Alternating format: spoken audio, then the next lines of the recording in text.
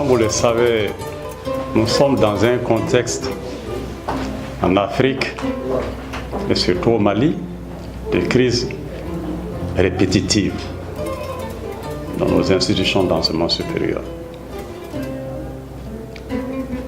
Organiser un atelier sur la gouvernance sociale, vous conviendrez avec moi, c'est quelque chose d'aussi important que la préparation même de nos programmes de formation. Autrement dit, sans paix sociale au sein de l'institution d'enseignement supérieur, point de qualité. Tout comme sans bon programme de formation, point de qualité. C'est pour dire que ces deux pans, le social et la formation, vont ensemble. C'est ce qui justifie toute l'importance de la thématique d'aujourd'hui, la gouvernance sociale au sein des institutions d'enseignement supérieur. Cette gouvernance n'est pas seulement la gestion des conflits. La gouvernance passe également et surtout par la prévention des conflits. Je espère qu'au bout de la journée, nous serons suffisamment édifiés parce que nous sommes avec des experts avérés. Ils vont nous apprendre beaucoup de choses pour qu'au sein de nos institutions d'enseignement supérieur, la paix puisse régner enfin. Je ne vais pas être long. Je vais vous souhaiter une très bonne journée. Une très bonne journée surtout d'écoute, mais également de contribution. Parce que nous sommes partenaires. Les enseignants sont des partenaires des étudiants. Les enseignants sont des partenaires du CENU. L'université est partenaire des syndicats. Donc ensemble, si nous mettons nos intelligences, je pense que nous pourrons amener la paix et la qualité au sein de nos institutions d'enseignement supérieur. Et sur ces mots d'espoir, je déclare ouverte la journée. Et j'aimerais peut-être aussi, dès l'entame, déjà dire que le processus tel que nous l'avons pensé au départ semble être dépassé.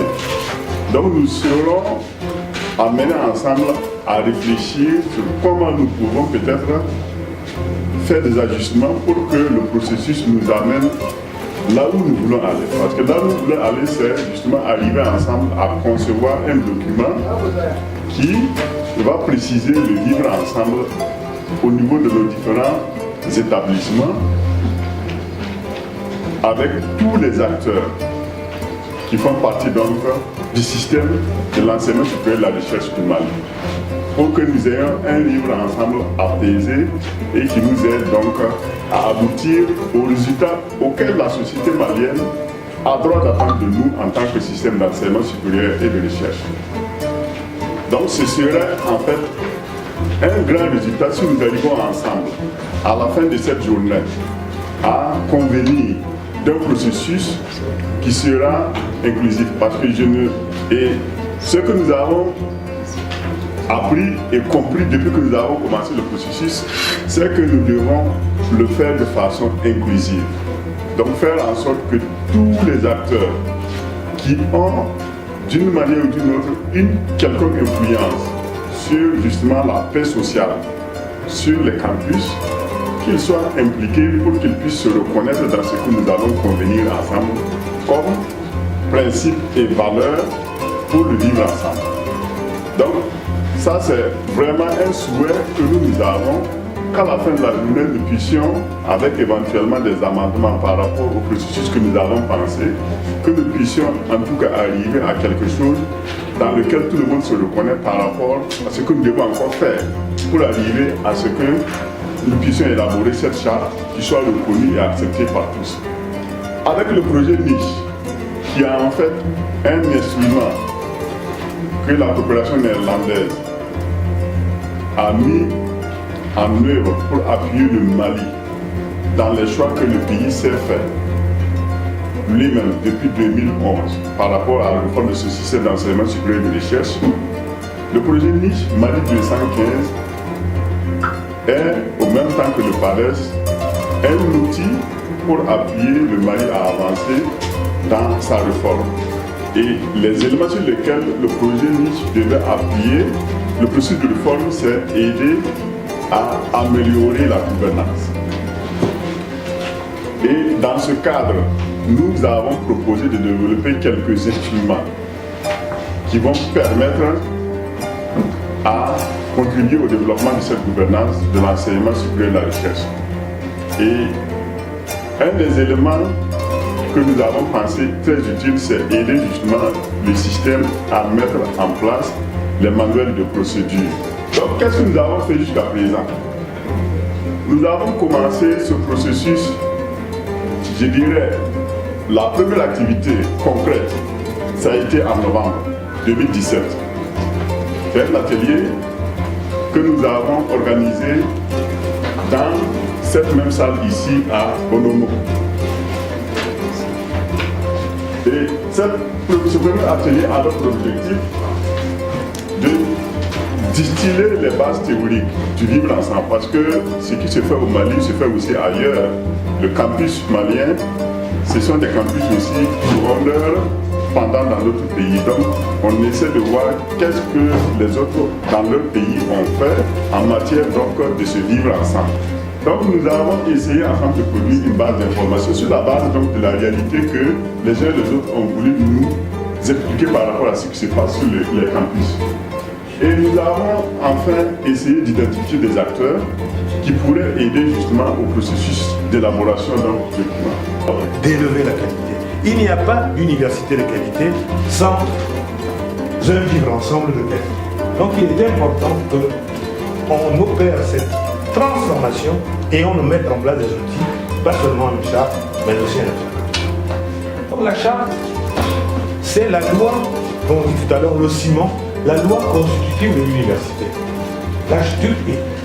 Toute université doit adopter une charte. Mais ce qui est curieux, c'est que nous le savions, mais aucune de nos universités n'a une charte. Et je ne dis pas seulement ça pour le Mali, aucune. Mais pourquoi? Parce qu'on a on a mis la charrue avant les bœufs. Or, on s'est dit on aura le temps. Et c'est pour ça qu'on a eu tout ce qu'on a eu. Donc il faut revenir à la charte, il faut revenir à un code de conduite, il faut revenir à ces éléments qui nous permettent au fond d'avancer et de sortir de la logique détentive. Il faut avant tout remettre les acteurs de l'université au travail.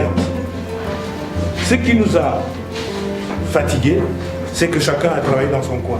Ce qui nous a fatigués, c'est que personne n'est responsable. On a dilué nos responsabilités. Le monde soit inclus dans le dispositif de l'université et qu'on ait des pratiques. C'est que si dans une famille, s'il y a un conflit, si vous commencez déjà par courir à l'extérieur pour aller vous plaindre, eh bien, vous ne réglez pas le conflit. Hein? Or, quand dans une famille il y a un conflit, commencez par le régler à l'intérieur.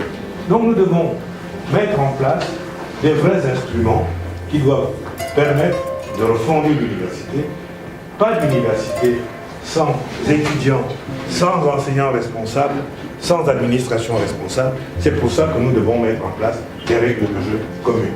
Peut-être que certains d'entre vous ne savent pas comment on a créé l'université. Je ne sais pas si vous savez que c'est comme ça qu'on a créé l'université. L'université ne s'est pas créée comme une école. Dans une école, on peut apprendre, parce que les enfants sont petits, jusqu'en terminale, on peut apprendre comme ça, B à bas, B machin, etc. Il y a quelqu'un qui sait et d'autres qui ne savent pas. Mais l'université, quand on a créé l'université, c'est sur le principe du compagnonnage. C'est-à-dire qu'à un moment, votre maître vous prend à côté de vous. Ceux qui sont étudiants en médecine, ceux qui sont dans les disciplines scientifiques le savent, c'est dans le laboratoire que vous êtes à côté de votre maître. C'est lui qui vous montre.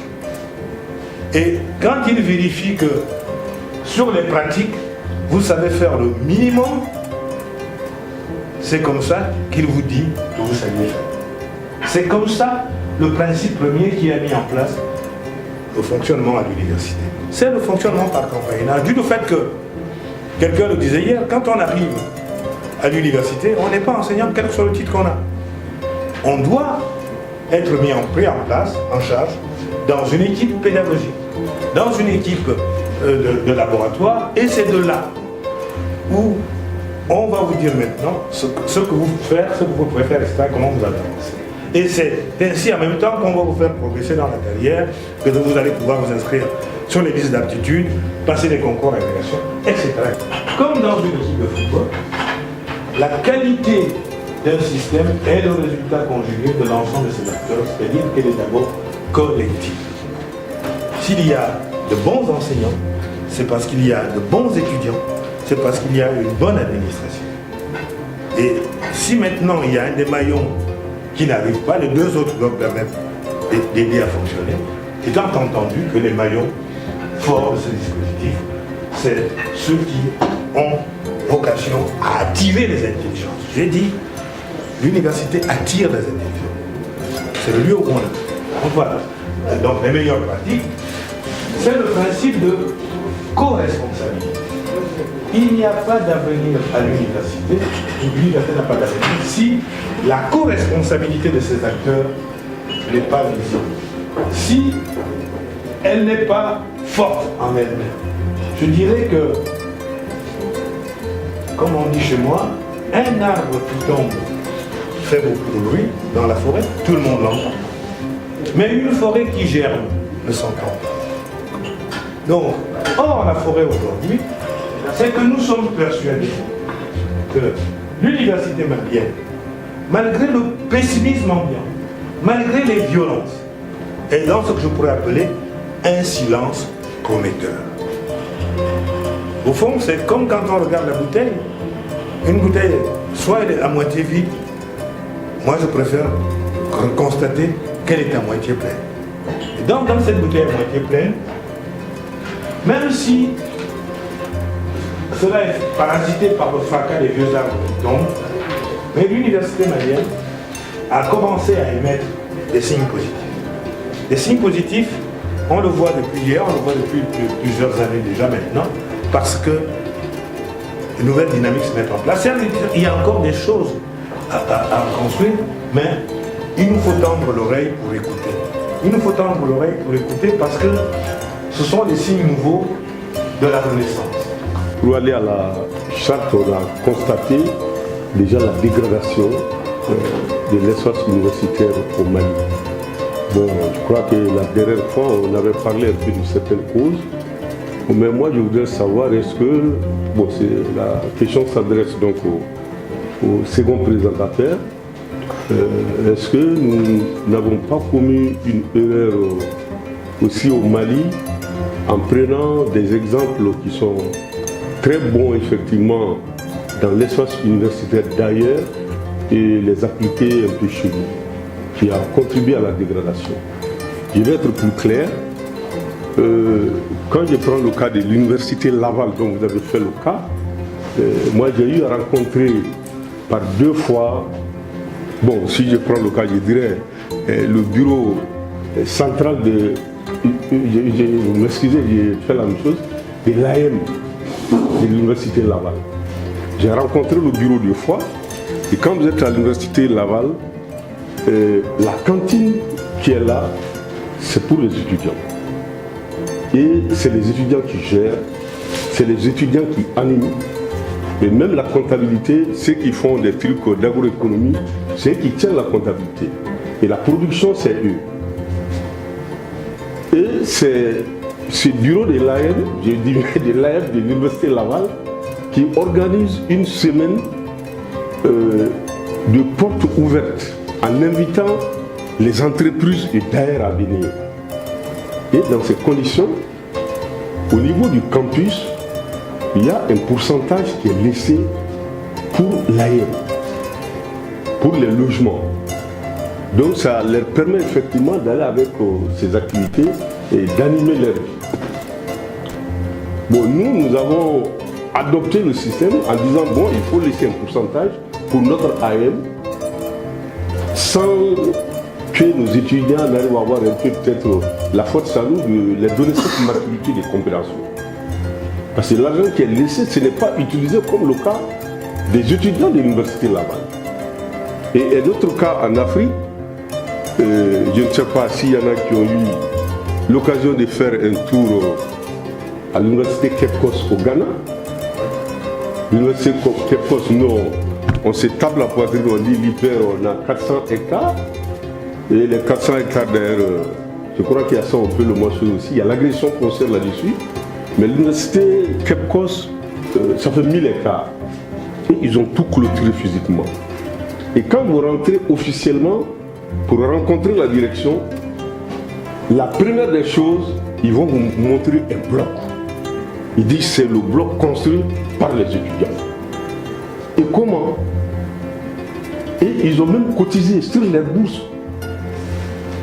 Et la direction de l'université vous présente, dites allez-y voir le bloc des étudiants. Quand on dit bloc des étudiants, on ne comprend pas. Il dit c'est uniquement construit par les étudiants. Donc je me dis, est-ce que c'est des étudiants aussi africains comme chez nous? Bon, je me suis dit que nos étudiants peuvent faire la même chose. Mais peut-être qu'il y a quelque chose qui nous a manqué dans nos formations pour leur inculquer effectivement ces notions. Et directement, nous avons commencé et ils ne savent pas que faire de ces points qu'on leur donne. Et c'est normal que ça soit un lieu de conflit. Donc, je me dis, bon, les causes de la dégradation, est-ce que ce n'est pas un peu de là? L'université est composée d'un ensemble d'acteurs, les professeurs, les étudiants et les services techniques. Les services techniques, peut-être, on va les mettre pour le moment de côté parce qu'ils sont en contact, mais pas forcément. Mais les professeurs et les étudiants sont ensemble. Ce sont les facettes d'une même pièce de monnaie. On ne peut pas aller les uns sans les autres. D'abord, quelles sont, s'il vous plaît, nos relations? Comment nos relations sont? Ça, c'est un élément très important et je crois qu'il faut essayer de voir ça depuis le lycée, depuis le fondamental. Et c'est compliqué. Et depuis dans la famille. D'abord au niveau, quand ils arrivent, moi je prends un exemple, même la manière de parler avec un étudiant, il va te dire tu. Le savoir, s'il vous plaît, il ne peut pas. À l'université, quand vous allez demander de poser des questions, ils vont dire, ah, monsieur Ti. J'ai dit non, s'il vous plaît, ça sont des mots simples qu'il faut les apprendre. Je crois que ça c'est depuis. C'est-à-dire, on va chercher à résoudre, mais c'est depuis dans la famille, les bonnes manières. Comme le professeur l'a dit, c'est la culture. Donc, ça sont des éléments vraiment complexes et c'est ce que j'ai dit, par exemple, même pour les petites phrases. Un sujet, un verbe, un complément. C'est un problème. Des milliers, des dizaines de milliers d'étudiants. Donc, je ne sais pas comment... C'est-à-dire, c'est un problème. Depuis qu'on est arrivé, c'est un problème. À la FSJE, c'est un problème, ça continue à être. Et le pléthore, il n'y a ni professeur, il n'y a ni infrastructure. La faculté des sciences juridiques et économiques de l'époque, qui a été scindée en deux. Non. La FSEC. La FSEC maintenant. Je parle de la FSEC. Donc, c'est un problème. La première chose, la charte là, moi c'est bien. Mais professeur, est-ce qu'on aura le temps même de l'appliquer, qu'ils lisent? Il faut qu'on fasse une formation pour eux. Ils sont là. Tous les jours, ils se canardent. Quand il y a grève, ils ont des machettes entre eux. Charte, ils vont prendre la charte. Ils ne savent même pas lire. Ils n'ont même pas le temps de lire. Donc, moi, c'est la question même que je me pose de charte. C'est nécessaire, mais comment faire pour qu'ils s'approprient cette charte? Vraiment, ça serait très intéressant pour moi. Et qu'ils l'appliquent. Et pour les autres acteurs partenaires, il faut amener, comme vous l'avez dit, les parents d'élèves. il faut amener la police.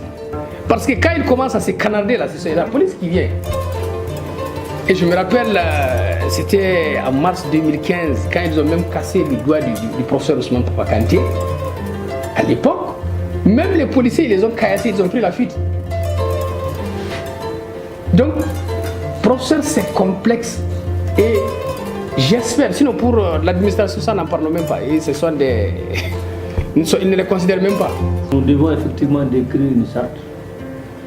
Mais quand on parle de notes et de moyens sexuellement transmissibles, c'est des plaies qui peuvent réellement frustrer. C'est des réalités connues, mais qui ne sont pas facilement prouvables. Donc sur cet aspect, il y a lieu réellement de savoir manier les mots et de trouver les situations justes. Les doléances dans ce domaine probablement ont été quand même très nombreuses, mais il n'est pas facile à un étudiant de prouver qu'il a payé une note. Il n'est pas non plus facile à une demoiselle de prouver qu'elle a couché avec un enseignant pour être admise en classe supérieure. Donc cette situation, il est bon qu'on trouve des solutions. J'allais aussi demander l'absence, par exemple, du journaliste Maïga qui était effectivement l'auteur du journal, s'il a été rapproché pour, comme vous l'aviez dit, qu'il nous donne réellement le maximum des informations qu'il avait à son niveau. Ces aspects par rapport au premier exposé, bon, des questions ont été posées par rapport au type d'homme que nous devons former dans une institution d'enseignement supérieur et ce qui doit être un résultat de cette charte que nous devons décrire. Mais dès lors que nous-mêmes nous violons à peu près les bonnes conditions de vivre ensemble dans notre propre loi, est-ce qu'il sera facile d'écrire la charte? Violer les principes, c'est quoi? Quand dans la loi même on dit professeur de rang A, professeur de rang B. De mon point de vue, moi en tant qu'enseignant, je ne comprends pas ce que veut dire professeur de rang A, professeur de rang B. Et que le professeur de rang A devient un maître suprême à qui on doit tout le respect et toutes les considérations. Quand bien même il a des rôles et des réalités et des devoirs aussi vis-à-vis de celui de B. Il faut trouver une autre formulation qui ne soit pas dégradante pour le professeur de rang B. Alors le deuxième aspect, on viole aussi les critères. Parce que par exemple, à l'école de médecine, on avait fait l'harmonisation des programmes pour aller vers le programme de l'OAS, Organisation Ouest-Africaine de la Santé. Dans les conclusions de cette harmonisation, on avait retenu qu'un étudiant doit arriver à la faculté de médecine et de pharmacie s'il a 18 ans d'âge. Et que le second critère, il doit avoir une mention assez bien. Malheureusement, aujourd'hui, nous sommes en première année de médecine à 2700 étudiants. Parce que l'État, la hiérarchie, a ouvert la rentrée à la faculté. Et dès lors qu'on doit gérer un tel effectif en violant les principes et les critères de base, il ne sera pas aisé de gérer ce monde que nous avons. Merci Président. Et moi je voudrais féliciter les experts pour vraiment la qualité de leur exposé qui nous a permis vraiment d'apprendre beaucoup de choses. Et je voudrais aller dans le même sens que le professeur Soumano. Et je vais faire une contribution et je finirai par faire une proposition. Et moi je pense que contrairement à ce que certains collègues vont dire, je pense que la charte est très importante. Et comme on l'a dit, nous sommes dans une communauté de vie et il est important qu'on convienne, n'est-ce pas, de certains principes fondamentaux qui doivent régir notre cadre de vie et que chacun s'engage à respecter. Et c'est vrai qu'il y a certains aspects peut-être qu'il faut compléter, mais les éléments essentiels, les éléments fondamentaux qui doivent vraiment faciliter le vivre ensemble sont là et il faudrait faire en sorte que ça devienne véritablement une convention. Nous, au niveau du Centre national des œuvres universitaires, nous travaillons sur les aspects non académiques de la vie des étudiants.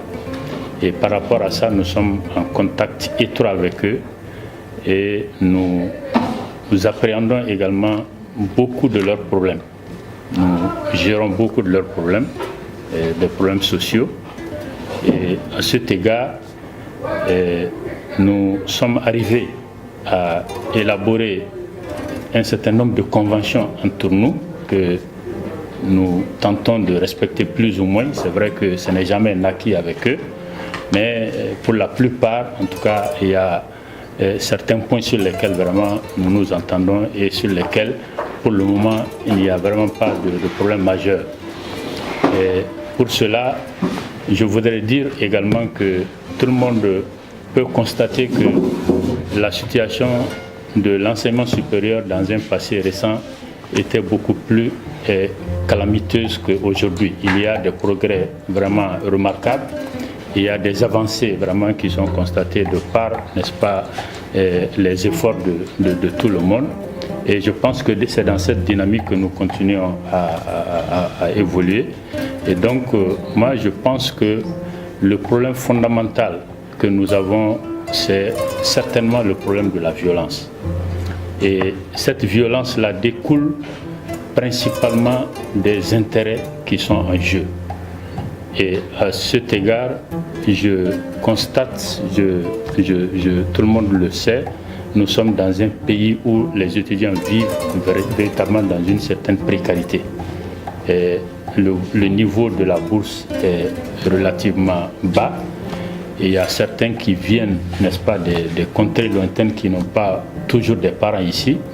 Et la bourse qui fait vivre, n'est-ce pas, la plupart de certains d'entre eux, souvent connaît des problèmes de retard.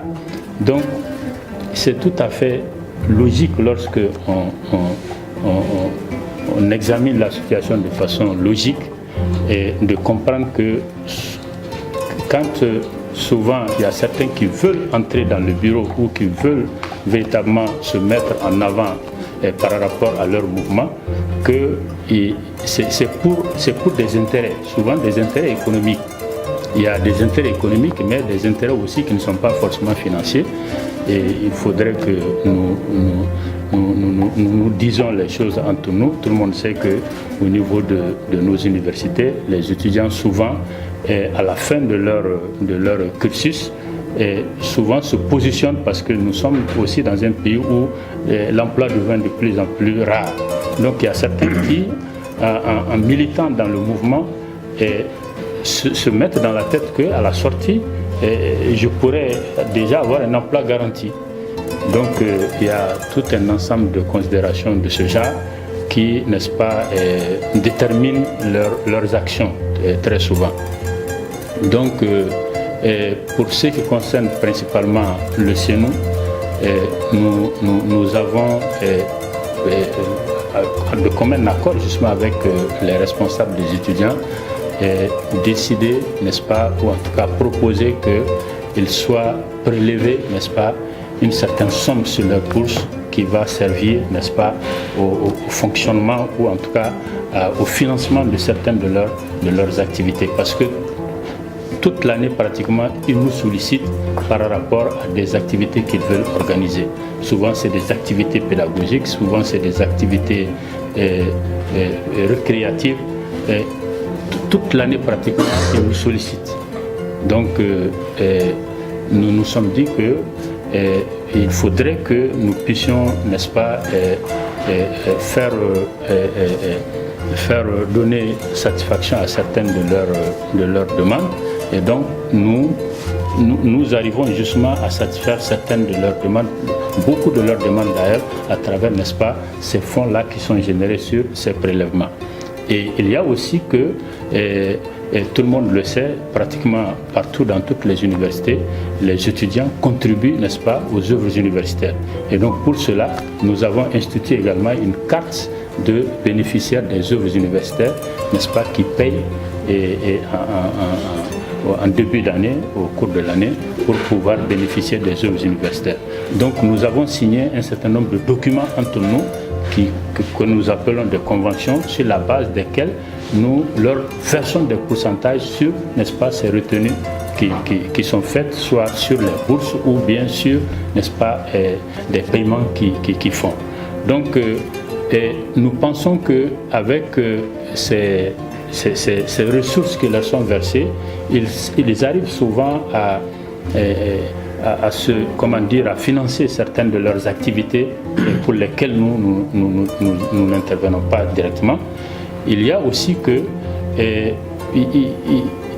ils organisent souvent des congrès et autres, des manifestations sportives pour lesquelles ils ont besoin véritablement de financement, et tout ça, ce sont des ressources qui peuvent leur permettre de faire face à cela sans que nous intervenions d'une manière ou d'une autre. Donc moi je pense que ces pourcentages qui leur sont versés, ce sont, n'est-ce pas, des sommes pour lesquelles véritablement les intérêts, c'est ce qui guide n'est-ce pas, souvent certaines violences, certains comportements qu'ils affichent, notamment lorsque par exemple il y a le renouvellement de leur bureau où on a parlé tout à l'heure des armes qui ont été saisies, etc.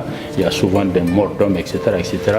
Donc tout ça, nous pensons que, personnellement, moi je pense qu'il y a, n'est-ce pas, une relation entre ces agissements et, n'est-ce pas, les intérêts qui sont derrière. Il y a aussi qu'au niveau de tous nos espaces, que ce soit les espaces académiques ou les espaces sociaux, il y a, n'est-ce pas, des activités génératrices de revenus.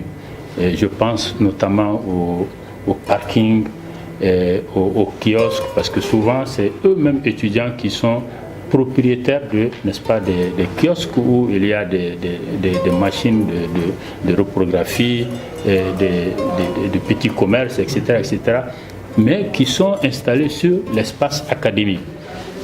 Donc moi je me suis dit, est-ce que, et j'en viens justement à ma proposition à ce niveau-là, sous, n'est-ce pas, le contrôle de monsieur le recteur et puis les experts, et est-ce que dans les autres espaces académiques, notamment au niveau des rectorats, est-ce qu'on ne peut pas initier la même chose, c'est-à-dire faire en sorte que au niveau des espaces académiques, les kiosques, en tout cas tout ce qui peut générer des ressources, que ça soit recensé et géré par, n'est-ce pas,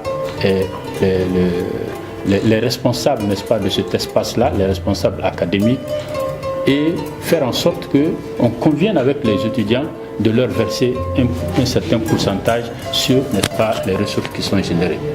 Parce qu'en fait, c'est ça la raison fondamentale de leur mouvement. Hein. Tous les mouvements d'humeur, généralement, découlent de cela. Donc, lorsque cette convention-là, en tout cas, il y a une entente sur certaines bases, il y a une ristourne qui leur est versée, et à partir de là, ils se démarquent de certaines choses et ils arrivent. Je pense que c'est une manière, en tout cas, d'atténuer certaines ardeurs par rapport, n'est-ce pas, à beaucoup de comportements que nous observons et qui, pour l'essentiel, tiennent à la violence. Pour le moment, je m'arrêterai là. Merci. Quand les forums sur la sécurité étaient annoncés, les gens ont vraiment boudé. Et plusieurs personnes étaient réticentes, notamment nous les professeurs même et la société civile. Parce qu'ils disent qu'il y a eu tellement de forums, on dit tellement de forums sur la sécurité. Ah, c'est pas loin de forum. En français moderne, on met forum avec S maintenant.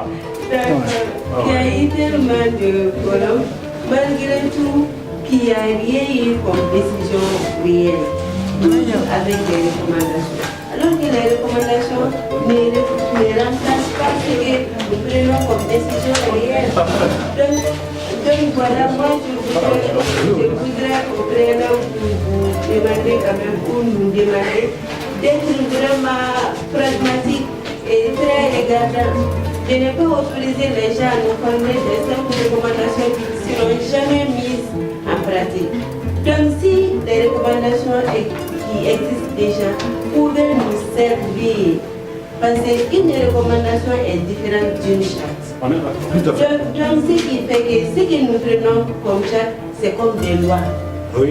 Un exemple, la charte de Kouroukafoura, elle est même plus forte que les lois nationales, si je peux m'exprimer ainsi. Donc vraiment, moi je voudrais qu'on essaie de voir, de ne pas mettre en veille ce qui a été fait dans les cadres du forum sur la sécurité, aussi bien les causes que les recommandations peuvent nous servir pour élaborer notre charte.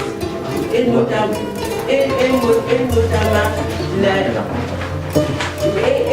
notamment les avis des uns et des autres. Les personnes que nous avons invitées, qui sont là citées, si réellement ils vont venir, je crois que ça va nous servir.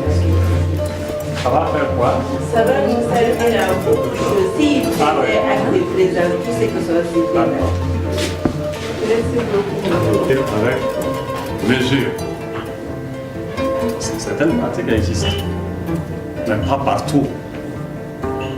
Si on écrit les choses d'une certaine façon, ça peut choquer. Je voulais intervenir là-dessus. Peut-être que j'ai posé une question d'invitation. Si on n'a pas le temps, je ne voulais pas passer sur cet aspect-là. Notamment tout ce qui est notre sexuellement transmissible. Ce n'est pas bon quand on voit ce genre de choses. Ça ternit l'image. On est dans une phase de reconstruction, d'amélioration de notre propre image. Donc ce n'est pas bon qu'on reflète certaines choses encore. Même si, il faut le reconnaître, certaines pratiques qui vont à l'encontre de tout ce qui est pédagogie, tout ce qui est éthique, tout ce qui ont attrait à la déontologie, même si ces pratiques existent dans certains cas. Donc, je propose qu'on écrive les choses avec mesure. Pas tout, parce qu'on n'a pas vocation, mais parce que, comme l'a dit d'ailleurs le président, ceux qui ont posé les questions ont déjà les réponses. Mais quand même, on va essayer d'analyser et de comprendre, d'apporter quelques éléments d'information. Vous savez, sur la gestion de nos étudiants, sur quel est le rôle de nos étudiants, le principe premier, c'est que il n'y a pas d'enseignants à l'université sans étudiants. Et il n'y a pas d'université sans enseignants. Bref, pour qu'il y ait une université, il faut qu'il y ait deux acteurs qui font un acte commun. L'un vient pour apprendre et l'autre vient pour continuer à apprendre et enseigner. À partir de ce moment-là, comme j'ai dit, nous formions aussi à la vie. Et donc, nous savons aujourd'hui, dans le monde entier, c'est qu'un étudiant qui, tout en faisant des études, a eu des pratiques de gestion, soit dans le privé. Moi, quand j'étais, la première fois que j'étais dirigeant d'établissement d'enseignement supérieur au Gabon, j'avais un étudiant qui était plus riche que moi. Étudiant. Il avait 3 taxis. Il vivait mieux que moi. Moi, j'avais un salaire de 250 000 francs. Mais il était mon étudiant. Il a été un de mes brillants étudiants parce qu'il a mené une grande carrière. Mais simplement, un jour, je l'interroge en disant « Mais comment vous faites ?» Il me dit « Monsieur le directeur, monsieur le recteur, quand j'ai décidé de faire mes études, je n'avais rien. Je suis allé voir un parent qui avait un peu d'argent. Je lui ai dit, parent, il faut m'acheter un taxi. Je n'ai pas les moyens de faire mes études, mais il faut m'acheter un taxi et moi je te rembourse. Je vais bosser tous les soirs même avec le taxi et rembourser. La deuxième année, il avait 2 taxis. La troisième année, il avait 3 taxis. Ça veut dire que, et cette personne après, elle a fait une carrière immense dans la fonction publique. Elle est devenue directeur général du budget. Et quand elle est arrivée au budget, elle avait déjà suffisamment d'argent, elle n'avait même plus besoin d'être directeur général du budget. Donc, si vous voulez, quelque part, la pratique, d'une certaine pratique, est, comment dire, est significative après des responsabilités que vous avez. C'est vrai que nous avons copié des choses. Il faut toujours copier des choses. Mais il faut vérifier dans quel contexte, il faut vérifier comment faire, il faut qu'il y ait un regard toujours extérieur dans les pratiques qu'ils font et que quelque chose soit normé. Dans nos structures, ce que nous évitons en Afrique, et ça c'est notre mal commun, c'est que dès que quelqu'un prend un service commun, social à l'université, il transforme ça en un service privé. Ce que j'appelle la privatisation des biens publics. Et à partir de ce moment-là, il n'y a plus contrôle, il y a perversion. Ce que nous devons veiller, et c'est là aussi nous devons faire en sorte que nos jeunes évoluent, c'est que tous, même dans ces structures-là, monsieur le recteur, il faut qu'il y ait des manuels de procédure. Monsieur le recteur, il faut qu'il y ait des pratiques. Monsieur le recteur, il faut qu'il y ait des outils de contrôle, il faut qu'il y ait des audits, etc., etc. Sinon, on va aller dans tous les sens et on n'avancera pas. Vous-même, vous le savez, monsieur le directeur, à Laval, ces étudiants font un certain nombre de choses. C'est lister, c'est contrôler, c'est vérifier. Vous-même, vous le savez, comme vient de le dire le représentant du CNU, à partir du moment où il y a convention, il y a règlement, il y a logique, il y a responsabilisation, etc., etc. Donc, là aussi, c'est un lieu où nous devons apprendre nos jeunes à évoluer. On ne peut pas décemment simplement dire « allez faire comme vous voulez ». Je crois, j'aime bien la distinction qu'il a faite entre campus social et campus académique. Maïla Albert Malé, responsable de la composante 2 du PADES. La composante 2, c'est l'appui au système d'enseignement supérieur. C'est vrai, la participation a été moindre, les gens sont venus timidement. Mais dans l'ensemble, l'atelier a été une réussite parce que, à mon avis, l'objectif a été atteint. L'objectif, c'était de donner la parole aux intervenants, donner la parole aux acteurs, c'est-à-dire l'AEM, les syndicats d'enseignants, les personnels administratifs, toutes ces catégories de personnes qui interagissent à l'université, dans le monde universitaire. Et les uns et les autres se sont prononcés sans embâche et chacun a dit les choses telles qu'il le pensait. Et je crois que ça c'est une réussite. L'autre aspect c'est que la gouvernance sociale, ce concept qui me semble novateur dans notre secteur, mais qui en réalité retrace une tradition, a été comprise par les acteurs. Il ne s'agit plus de traiter des questions problématiques, mais il s'agit de trouver les voies et moyens pour anticiper quant à la survenue des problèmes, des difficultés. Et pour cela, le moyen le plus efficace, c'est une convention ou une motion, ou on peut l'appeler comme on veut, une charte, une entente au sein de la communauté, partagée, adoptée par tous les intervenants, par tous les acteurs. Et le projet de charte, il est en cours d'élaboration, il n'a pas encore été totalement élaboré. Le canevas est déjà là, mais les discussions, les interventions des uns et des autres ont permis de consolider le draft, le projet, le canevas qu'il y a déjà. Et ça, c'est vraiment quelque chose à saluer. Ce n'était pas donné d'avance. Ce n'était pas donné d'avance et vraiment, je tiens à remercier les participants. Bonjour, moi c'est Wendel Deninkiema et je suis le coordinateur donc, du projet Niche Mali 215 à Sinop aux Pays-Bas. L'atelier que nous venons en fait de clore porte en fait sur la deuxième série de travaux que nous avons amenés ensemble dans le but de pouvoir élaborer la charte des universités du Mali. Cette charte en fait est une représentation de ce que c'est que la gouvernance sociale. Et nous venons, comme je l'ai dit, de terminer le deuxième atelier qui entre dans le cadre donc, de cette élaboration de la charte. Et en tant qu'expert, j'ai travaillé avec le professeur Mveondo et nous avons eu l'occasion avec les participants aujourd'hui d'avancer par rapport à ce que nous avons pu faire lors du premier atelier qui s'est tenu le 22 novembre 2017.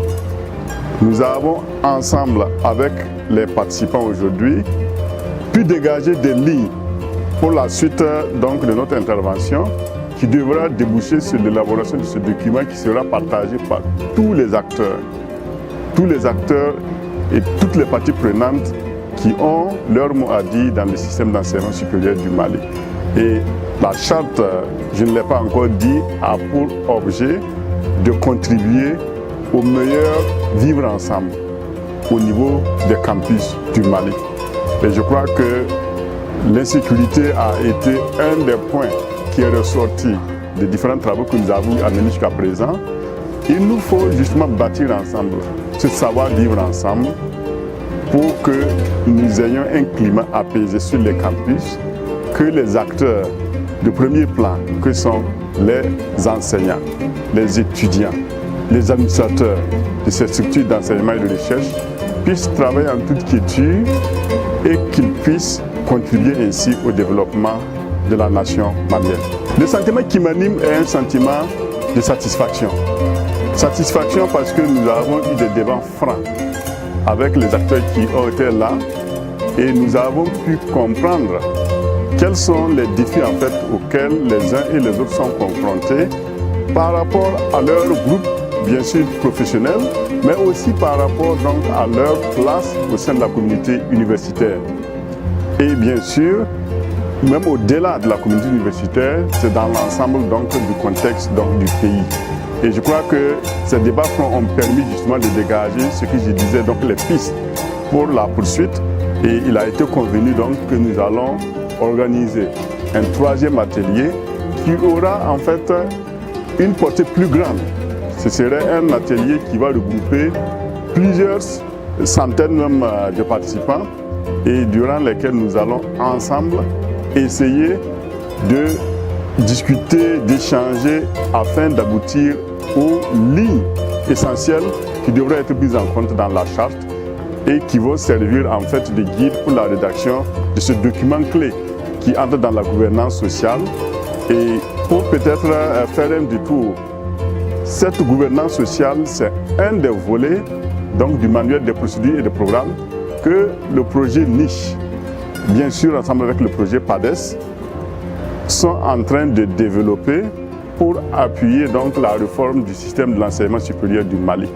Et le manuel des procédures et des programmes qui est en train d'être développé, c'est un outil que les gouvernants du système d'enseignement supérieur pourront utiliser, auxquels pourront se référer dans leurs actions au quotidien pour pouvoir faire avancer donc l'enseignement et la recherche.